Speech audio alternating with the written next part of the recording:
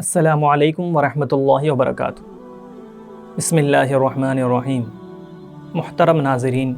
کائنات میں جب سے ہدایت اور گمراہی کا سلسلہ چلا ہے، تبھی سے اللہ تبارک و تعالیٰ نے اس کام کو کرنے کے لیے، ہدایت کی طرف لوگوں کو بلانے کے لیے، گمراہی سے لوگوں کو بچانے کے لیے کتاب اللہ اور رجال اللہ، اللہ کی کتاب اور اللہ والوں کا انتخاب کیا اور انہی کے ذریعے سے کام لیا ہے۔ یہ سلسلہ چلتا ہوا جب ہمارے اور آپ کے آخری نبی حضرت محمد مصطفیٰ صلی اللہ علیہ وسلم پر ختم ہوا، اور آپ کے ذریعے سے ہر اعتبار سے اس سلسلے کو ختم کیا گیا کہ اب اور کوئی نبی اور رسول آنے والے نہیں تھے، تو ان کے بعد آپ کے صلی اللہ علیہ وسلم کے بعد تمام کائنات میں سے، تمام لوگوں میں سے ایک ایسی جماعت کا انتخاب کیا گیا جو نبیوں کے بعد اہل زمین اور اہل آسمان کے لیے سب سے زیادہ پسندیدہ اور سب سے بہترین جماعت تھی۔ اسی جماعت کو صحابہ کرام رضوان اللہ تعالیٰ علیہم اجمعین کہا جاتا ہے۔ اب صحابی کہتے کسے ہیں؟ لفظی طور پر اگر ہم دیکھیں تو صحابی کے معنی ساتھی، رفیق، فرینڈ کے ہیں، لیکن اسلامی شریعت میں صحابی ایسے شخص کو کہا جاتا ہے جو نبی کریم صلی اللہ علیہ وسلم کو ایمان کی حالت میں دے اور ایمان ہی کی حالت میں ان کی وفات ہوئی۔ صحابی کی جمع صحابہ ہے، اسی میں مذکر اور مؤنث، میل فیمیل دونوں ہیں، یعنی مذکر صحابہ بھی ہیں، مؤنث صحابہ بھی ہیں، مؤنث صحابیات بھی ہیں۔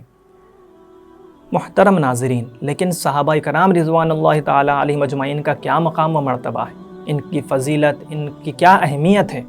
اسلام میں، اور ان کو برا بلا کہنے کا کیا نقصان ہے اور کیوں نہیں کہنا چاہیے، اور ایسا کرنے سے کیا نقصان ہو سکتا ہے، آج کے اس ویڈیو میں تقریباً 3 سے 4 پوائنٹس میں ہم اسی بات کو ڈسکس کریں گے۔ محترم ناظرین، قرآن مجید کی شروع سے لے کر آخر تک آپ جس اعتبار سے دیکھیں گے، جن لوگوں کی تعریف کی گئی ہے، عام طور پر صحابہ کرام ہی کا اس میں تذکرہ ہمیں ملتا ہے۔ کہیں پر خاص جماعت کا، کچھ مخصوص صحابہ کا، کسی خاص صحابی کا تذکرہ ملتا ہے، ان کی مدح سرائی ہوتی ہے، ان کی تعریف کی جاتی ہے، تو کہیں پر پوری کی پوری جماعت صحابہ کا تذکرہ ہوتا ہے، اور پھر جو ان سے کچھ معمولی غلطیاں بھی ہوئی ہیں ان کا بھی تذکرہ ہوتا ہے، پھر ان کو مغفرت اور ان پر اللہ کا رحم و کرم ہونے کا بھی تذکرہ ہمیں ملتا ہے۔ اللہ تبارک و تعالیٰ نے قرآن مجید میں سورہ مائدہ میں ایک پروانہ ان کو دیا ہے، ایک سرٹیفکیٹ ان کو دیا ہے، وہ ہے رضی اللہ عنہم ورضوا عنہ، اللہ ان سے راضی ہوا اور وہ اللہ سے راضی ہو گئے۔ ہم یہ جانتے ہیں کہ تمام تر بندگی، تمام تر عبادتوں کا مقصود حاصل یہی ہے کہ اللہ ہم سے راضی ہو جائے۔ اللہ تبارک و تعالیٰ نے ان کے تمام چیزوں میں کامیاب ہونے کے بعد، ان کے تمام تر امتحانات میں ان کے پاس ہونے کے بعد ان کو یہ پروانہ اور سرٹیفکیٹ دے دیا کہ اللہ ان سے راضی ہو گیا۔ جو تمام بندگیوں کا حاصل تھا، دنیا ہی میں ان کو وہ چیز دے دی گئی۔ دوسری آیت ہے جو کہ سورہ فتح میں آخری میں ہے، محمد الرسول اللہ والذین معہ اشداء علی الکفار، اخیر میں اللہ تبارک و تعالیٰ نے اس آیت کے فرمایا وعد اللہ الذین آمنوا وعملوا الصالحات منہم مغفرۃ واجرا عظیما، کہ ان لوگوں کے لیے اللہ کا وعدہ ہے جو ایمان لائے اور عمل صالح کے لیے، ان کے لیے مغفرت ہے اور بہترین بدلہ ہے۔ محترم ناظرین، اور کئی آیتیں ہیں، الگ الگ صحابہ کا تذکرہ بھی ہے، بیعت رضوان کا تذکرہ ہے، اور الگ الگ صحابہ کا ابو بکر صدیق رضی اللہ تعالیٰ عنہ کے متعلق ہے۔ ایسے کئی تذکرے، کئی آیتیں ہیں، پورا بیان کرنے کا نہ موقع ہے نہ اتنا وقت ہے۔ دوسری چیز، حدیث مبارکہ میں کثرت سے صحابہ کرام رضوان اللہ تعالیٰ علیہم اجمعین کی جامع فضیلتیں بھی آئی ہیں اور الگ الگ صحابی کی فضیلت بھی آئی ہے۔ آپ جانتے ہیں ابو بکر صدیق رضی اللہ تعالیٰ عنہ کی فضیلت بھی الگ سے بیان کی جاتی ہے، عشر مبشرہ کی بھی آتی ہے، اصحاب بدر کی بھی آتی ہے، ایسے الگ الگ ہے۔ عام طور پر جو صحابہ کی جو فضیلت بیان کی جاتی ہے اس میں سب سے پہلی بات تو یہ آتی ہے کہ جیسے کہ نبی کریم صلی اللہ علیہ وسلم نے فرمایا کہ اللہ تبارک و تعالیٰ نے تمام کائنات کو قائم کرنے سے پہلے، لوگوں کو دنیا میں بھیجنے سے پہلے اچھے قلب والوں کو چنا، اس میں نبیوں کو چنا، پھر نبی کریم صلی اللہ علیہ وسلم کے قلب کا انتخاب ہوا، پھر نبی کریم صلی اللہ علیہ وسلم کے بعد چونکہ کسی اور نبی کو دنیا میں لانا نہیں تھا تو سب سے بہترین قلب جس کے تھے، سب سے بہترین دل جس کے تھے، ان کا انتخاب کیا گیا اور ان کو نبی کریم صلی اللہ علیہ وسلم کے ساتھیوں اور رفیق کے طور پر چنا گیا۔ روایت کے الفاظ ہیں ثم نظر فی قلوب العباد بعد قلب محمد فوجد قلوب اصحابہ خیر قلوب العباد، کہ آپ صلی اللہ علیہ وسلم کے بعد جن کے قلب سب سے بہترین تھے ان کو آپ صلی اللہ علیہ وسلم کے ساتھیوں کے طور پر قبول کیا گیا۔ تو بہترین قلب اور بہترین لوگ وہی تھے نبی کریم صلی اللہ علیہ وسلم کے بعد جو دنیا میں صحابہ کرام کی صورت میں موجود تھے۔ اور ایک روایت میں ہے کہ ان حضرات کی توہین کرنا، ان کی تذلیل کرنا، ان کو تکلیف پہنچانا، اللہ کے نبی کو تکلیف پہنچانا ہے۔ آپ صلی اللہ علیہ وسلم نے فرمایا ومن اداہم فقط ادانی ومن ادانی فقط اذى اللہ، جس نے ان کو تکلیف دی نے صحابہ کو تکلیف دی، اس نے مجھے تکلیف دی، اور جس نے مجھے تکلیف دی اس نے اللہ کو تکلیف دی، اور جس نے اللہ کو تکلیف دی تو عنقریب اللہ تعالیٰ اس کو اس کی تکلیف دے گا، اس کو اوپر عذاب کو بھیجے گا۔ پھر ان کے ساتھ کرنا کیا ہے، ان کا معاملہ کیا ہے، ان کی حیثیت اسلام میں کیا ہے؟ اللہ کے نبی نے بہت ہی بہترین مثال کے ذریعے سے دی کہ اندھیرے میں جیسے ستاروں کی چراغ کی اہمیت ہوتی ہے، یہ دنیا کی اس گمراہیوں میں، دنیا قیامت تک آنے والے فتنوں میں جو یہ لوگ ہیں ستاروں کے مانند ہیں۔ آپ نے فرمایا اصحابی کالنجوم بأیہم اقتدیتم اہتدیتم، میرے تمام تر صحابہ ستاروں کے مانند ہیں، ان میں سے تم کسی کی بھی اقتدا کرو گے تم راہ یاب ہو جاؤ گے، راہ راست پر آ جاؤ گے، صحیح راستے پر لگ جاؤ گے۔ اور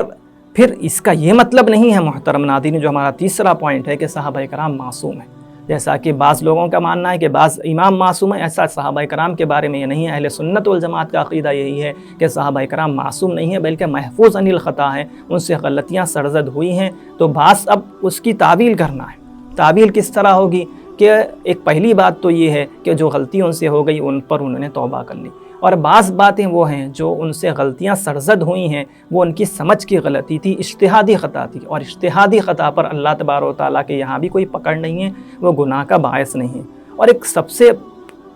امپورٹنٹ پوائنٹ اس سلسلے میں یہ ہے کہ تاریخی جو روایتیں ہیں صحابہ کرام رضوان اللہ تعالیٰ علیہم اجمعین پر جو الزامات لگائے گئے ہیں وہ تاریخی روایت کے ذریعے سے لگائے گئے ہیں۔ جو غلطیاں ہوئی ہیں اس میں تو وہ تعویل کرنا ہے، جو صاف اور صاف کلیئر معلوم ہے قرآن و سنت میں حدیث میں آ گئی ہیں وہ تو کلیئر ہیں۔ اب جو تاریخی روایتوں میں الزامات ان پر لگائے گئے ہیں تو ان کو بھی جانچ پرکھنے کی ضرورت ہے، اور پرکھا بھی گیا ہے۔ تاریخی مورخین جو ہمارے گزرے ہیں انہوں نے تاریخی روایتوں کو لینے میں ویسی جان پھٹک نہیں کی جیسا کہ ہمارے محدثین اعظام نے احادیث کو ڈھونڈنے میں، اس کو سلیکٹ کرنے میں کی تھی۔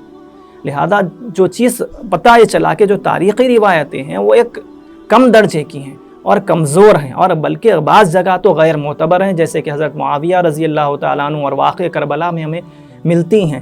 تو ان کے مقابلے میں جو صحیح اور قرآن و سنت سے جو ان کی فضیلت حاصل ہوتی ہے ان کو اقرار کیا جائے گا، ان کو مانا جائے گا اور ان کو لیا جائے گا، اور تاریخی روایت کو چھوڑا جائے گا، ان کے اوپر کوئی الزام اور تہمت نہیں لگائی جائے گی۔ اور آخر میں ہماری بات سوچنے کی ضرورت ہے کہ آخر صحابہ کرام رضوان اللہ تعالیٰ علیہ مجمعین کو برا بلا کیوں کہا گیا؟